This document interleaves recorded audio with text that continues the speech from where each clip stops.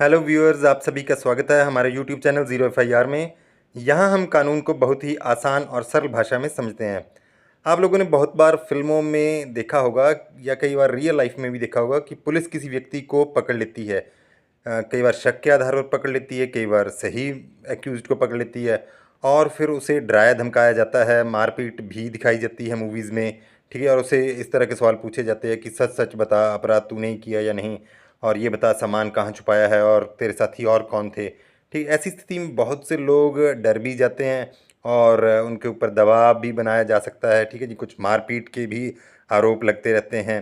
ठीक है जी, तो घबराहट में कुछ लोग बोल भी देते हैं काफ़ी चीज़ें जो कि एक्चुअल में होती नहीं है। तो सबसे बड़ा सवाल है कि अगर कोई व्यक्ति पुलिस के सामने यह मान भी ले कि उसने अपराध किया है, तो क्या केवल इसी आधार पर उसे अपराधी मान लिया जाएगा? क्या पुलिस के सामने किया गया कन्फेशन कोर्ट में वैलिड होगा? और क्या आरोपी को पुलिस से सब कुछ सच सच बोल देना चाहिए? आज की वीडियो में हम इसी बारे में बातचीत करेंगे। देखिए, भारतीय साक्ष्य अधिनियम की सेक्शन 23(1) जो पहले इंडियन एविडेंस एक्ट में सेक्शन 25 थी, उसके अनुसार किसी भी पुलिस ऑफिसर को दिया गया कन्फेशन आरोपी के खिलाफ साबित नहीं हो सकता। जैसे कि अगर कोई कन्फेशन का मतलब है, कोई व्यक्ति कहता है कि चोरी मैंने की थी या मैंने किसी का मर्डर किया है, तो केवल ऐसा कहने के आधार पर ही कोर्ट उस व्यक्ति को सज़ा नहीं दे सकती। ठीक है जी, और इस बात से भी कोई फ़र्क नहीं पड़ता कि कन्फेशन जो किया गया है वो पुलिस की कस्टडी में किया गया है या पुलिस ने जब तक उसको अरेस्ट नहीं किया था पहले उसने इस तरह से कन्फेस किया था किसी पुलिस ऑफिसर के पास, या फिर रिलीज़ होने के बाद जब वो छूट गया है पुलिस कस्टडी से, उसके बाद उसने इस तरह का कन्फेशन किसी पुलिस अधिकारी के पास किया है। यहाँ पर मेन बात यह है कि कन्फेशन अगर किसी भी पुलिस ऑफिसर को दिया गया हो तो वो जो है वो मान्य नहीं होगा, वो एडमिसिबल नहीं होगा। क्योंकि कानून मानता है कि पुलिस इंटेरोगेशन में डर, धमकी, मारपीट, इमोशनल प्रेशर या किसी झूठे केस में फंसाने का खतरा हो सकता है। ठीक है, अगर पुलिस के सामने कन्फेशन को पूरी तरह वैलिड मान भी लिया जाए तो देखिए यहाँ बहुत बड़ा खतरा पैदा हो सकता है, क्योंकि कई बार इनोसेंट आदमी भी दबाव में आकर झूठा कन्फेशन कर सकता है और इनोसेंट व्यक्ति को यहाँ पर सज़ा हो सकती है। इसीलिए जो है लोगों को पुलिस क्रूएलिटी से बचाने के लिए सेक्शन 25 बनाई गई है। अब जो इंडियन एविडेंस एक्ट की सेक्शन 26 थी, यानी कि भारतीय साक्ष्य अधिनियम में सेक्शन 23 में सब सेक्शन 2 है, उसके अनुसार अगर आरोपी पुलिस कस्टडी में है और उसने पुलिस के पास तो कुछ भी कन्फेस नहीं किया, लेकिन किसी दूसरे व्यक्ति के पास कुछ कन्फेशन किया है, जैसे अपने दोस्त, रिलेटिव या किसी पड़ोसी के पास, ठीक है, ये कन्फेस कर दिया कि उसी ने जो है ये अपराध किया था या मर्डर किया था, और उसका दोस्त आकर बोले कि मैं अब विटनेस बन जाता हूँ, पुलिस के पास सारी स्टेटमेंट दे देता हूँ कि इसने मेरे पास ज़रूर ऐसा कस्टडी के दौरान बोला है, पुलिस कस्टडी के दौरान, कि मैंने ये अपराध किया है, हालांकि पुलिस के पास नहीं बोला, तो ये बात भी जो है कोर्ट में एडमिसिबल नहीं होगी। ये बात तभी एडमिसिबल हो सकती है जब पुलिस कस्टडी में अपराधी हो परंतु मैजिस्ट्रेट के सामने उसने कन्फेस किया हो।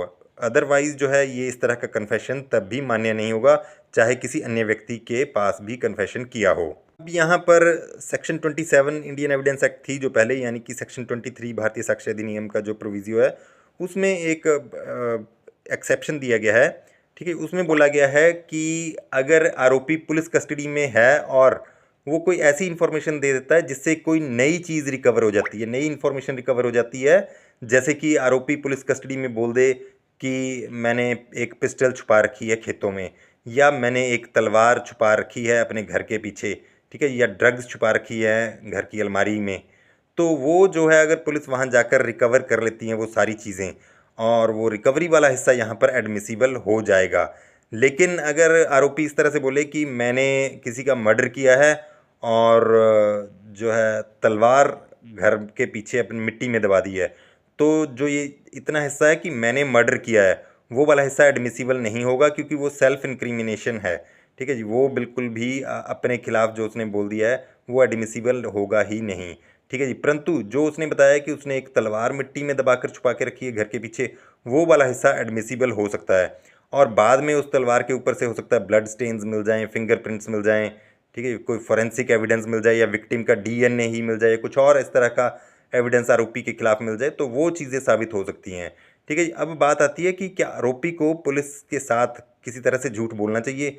देखिए, आरोपी को ये राइट है कि वो पुलिस को जो है अपने अपने खिलाफ कोई भी चीज़ ना बताए, ठीक है। उसको इसलिए सेल्फ इंक्रिमिनेशन के लिए मजबूर नहीं किया जा सकता है। और ये जो है फंडामेंटल राइट भी है, उसका आर्टिकल 20 में ये बताया गया है कि किसी व्यक्ति को अपने खिलाफ गवाही देने के लिए मजबूर नहीं किया जा सकता। परंतु इसका मतलब यह बिल्कुल भी नहीं है कि आप झूठ बोलें या फेक एलिबाई दें या फॉर्ज डॉक्यूमेंट या फेक विटनेस खड़े कर दें, क्योंकि ऐसा करने पर जो है वो फेक चीज़ें पकड़ी जा सकती हैं। पुलिस उसके बाद आगे भी उस बारे में भी इन्वेस्टिगेशन कर सकती है। और फेक चीज़ अगर पकड़ी गई तो आपका एक अलग से नया अपराध बन जाएगा और एक अलग से एफआईआर जो है आपके खिलाफ दर्ज हो सकती है। और ये सारी चीज़ें जो है ट्रायल के दौरान आपके अगेंस्ट जाएंगी, ठीक है जी।